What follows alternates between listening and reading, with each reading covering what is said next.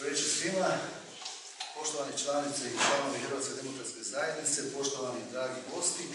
Želim na početku pozdraviti naše goste, predsjednika područne organizacije Hrvatske demokratske zajednice Sesvete, gospodina Antu Plazonića, predsjednika područne organizacije Brezovica Vladimira Ivičeka.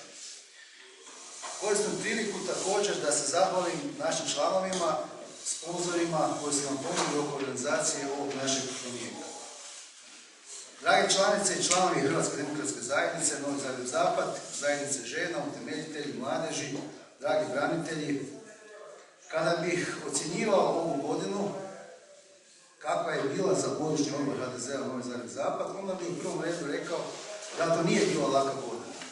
Bila je to godina opterećena sa dosta problema, mahom uzrokovani vanjskim faktorima, koji su, moramo priznati, ponekad djelovali krajnje destabilizirajuće na rad naše organizacije. Međutim, ono što je bilo i što jest garant stabilnosti naše organizacije je područni odbor i članovi područnog odbora koji su prepoznali te probleme i zajednički ih rješavali.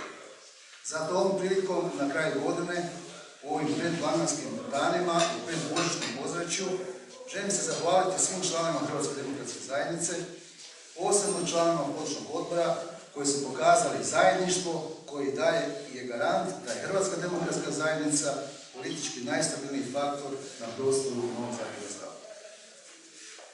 Danas smo u koaliciji sa Bandićevom strankom na razini vijeća gradske četvrti sa kojom vodimo vijeće gradske četvrti. Sa dosadašnjim radom u koaliciji nismo zadovoljni, jer neka načela koja su bila i koja su se provodila za vrijeme našeg mandata sada se ne primjenjuju. Naša je zadaća da već na početku iduće godine utvrdimo zajedno sa koalicijskim partnerom da li smo stvarno partneri i ako jesmo, da partnerski odnos primijenimo na sva vijeća mjesnih odbora. Isto tako, u planu komunalnih aktivnosti u 2018. godini želimo jasno vidjeti da je taj plan transparentan, da taj plan podržava sve zahtjeve koji pred nas postavljaju građani Novog Zagreba. Ravnomjernost u izgradnji naselja, da ne zanemarujemo asfaltni program, ceste, novostupe na uštrb zelenih površina koje uređujemo u svakom ćošku, a istovremeno 1.1.2014. godine u Novom Zagrebu-Zapad nije izgrađen niti jedan metar novostupa. To su pitanja koje želimo i moramo riješiti sa koalicijskim partnerom da bi zaista kvalitetno u vijeću radili svoj posao na zadovoljstvo svih građana Novog Zagreba-Zapad.